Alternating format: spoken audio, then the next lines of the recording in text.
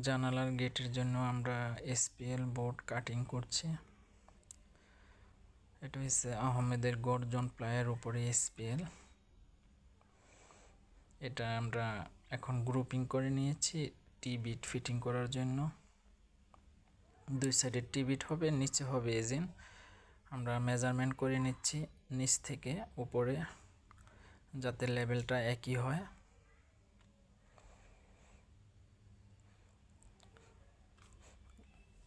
এখন আমরা 6 ইঞ্চি বোর্ড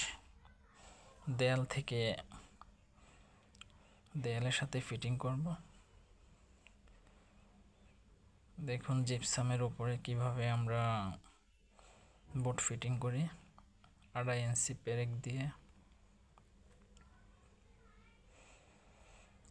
কারণ এটার উপরে পর্দা হবে যাতে মজবুত হয়। মজবুতের জন্য আমরা 2.5 ইঞ্চি পেরেক দিয়েছি দেয়ালের সাথে।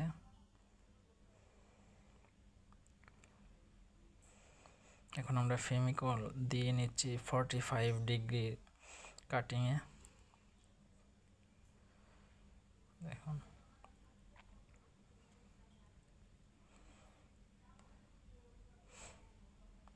আমরা সামনের বোর্ড দিয়েছি 8 ইঞ্চি এবং এখন আমরা টি-বিট ফিটিং করব। গোল্ডেনের টি-বিট,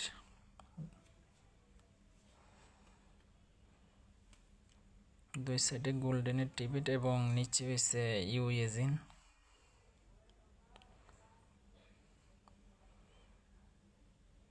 টি-বিট ফিটিং করার পরে আমরা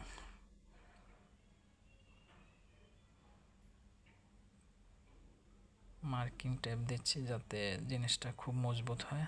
দেখুন খুবই চমৎকার একটি জানালার গেট।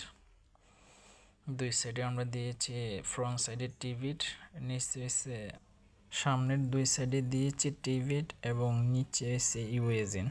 দেখুন খুবই চমৎকার একটি জানালার গেট। এসপিএল এর আহমেদের গর্জন প্লায়ের উপরে এসপিএল।